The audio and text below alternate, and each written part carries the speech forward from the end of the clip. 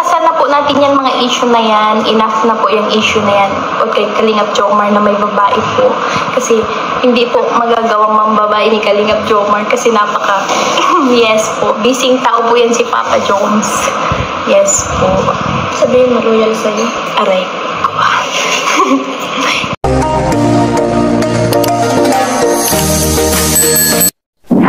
Hello everyone! Shoutout po sa atin lahat mga kalingap. Isang mapagpalang araw na muli sa atin lahat. So for today's vlog, eto si Carla. Nagsalita na rin mga kalingap. So pag-uusapan po natin sa video na ito. Pero bago natin simulan yan, huwag niyo pong kakalimutan mag-subscribe.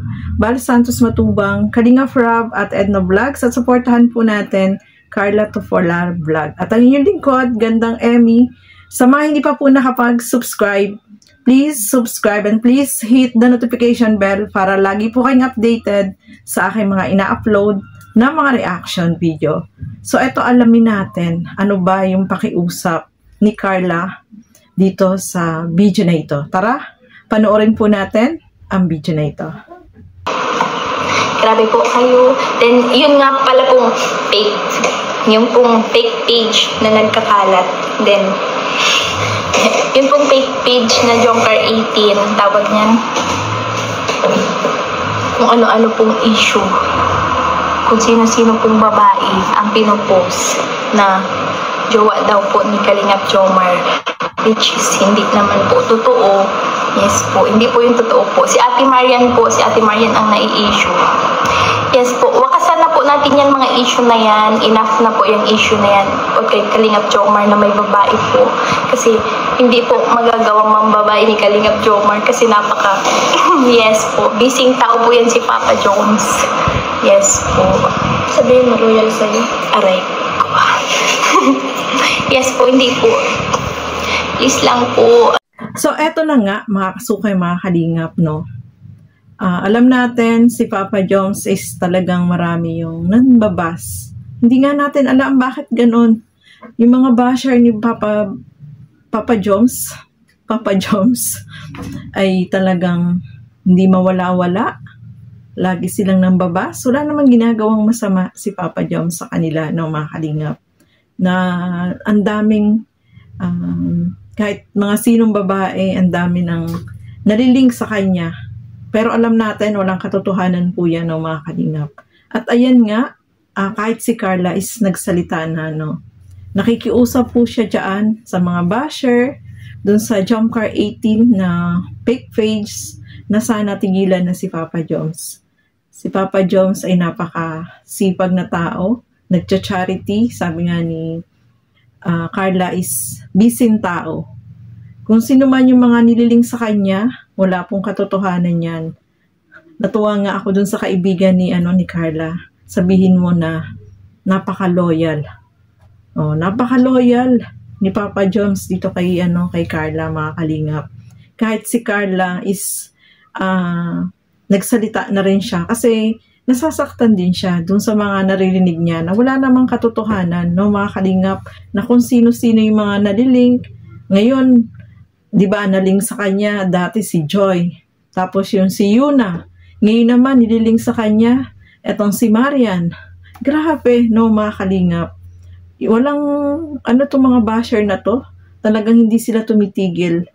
Wala silang maisip na magandang gawin. Puro paninira na wala naman pong mga katotohanan, no, mga kalingap. Kaya sabi nga ni Carla, please lang po, tigilan ninyo si Papa Jones. Walang ginagawang masama si Papa Jones, no? More on helping siya sa mga beneficiary niya, sa mga, yung pagcha-charity niya ay ginagawa niya tuloy-tuloy. Kaya, yung mga ganong tao, yung mga nambabas dito kay Papa Jones, yan? Mga nainggit o gustong sirain etong samahan nila Carla, sa tingin ko, no, mga kalingap. Kasi kung sino-sino yung nililink nila dito kay kay Papa Jones, na alam natin na nandiyan si Carla. Kita natin na yung nila, yung samahan nila mas lalong nagiging mas close sila, nagiging mas matatag, no, mga kalingap. Kaya kahit anong gawin nilang paninira dito kay Papa Jones, hindi po yan masisira kasi alam natin na totoo yung kanilang nararamdaman sa isa't isa, no?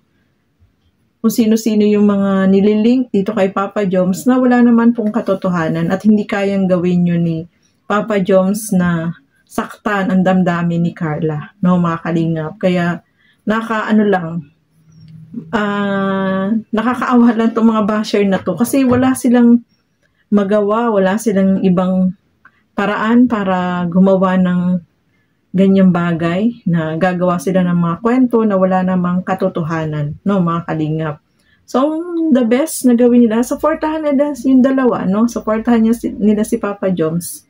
Kasi more on pagtulong naman si Papa Joms at yung tambalan nilang Jomcar is talagang mas lalong nagiging mas matatag yung kanilang pagmamahalan sa bawat isa, no, mga kalingap.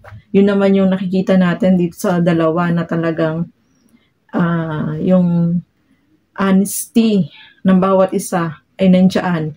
Nakikita natin yun. So far close, lagi silang magkasama. Kaya wag naman tayong mambas or manira, lalo na dito kay Papa Joms. Kasi hindi po yan nakakatulong. Mas maganda ang gawin natin yung mga positibong bagay na hindi makakasira. Diba? So, ang masasabi ko lang dito sa mga taong ganito is inggit. Inggit, pikit na lang kayo kung naiinggit kayo dito sa dalawa, no? Kasi mas lalong nagiging matatag po yung kanilang samahan, no, mga kalingap.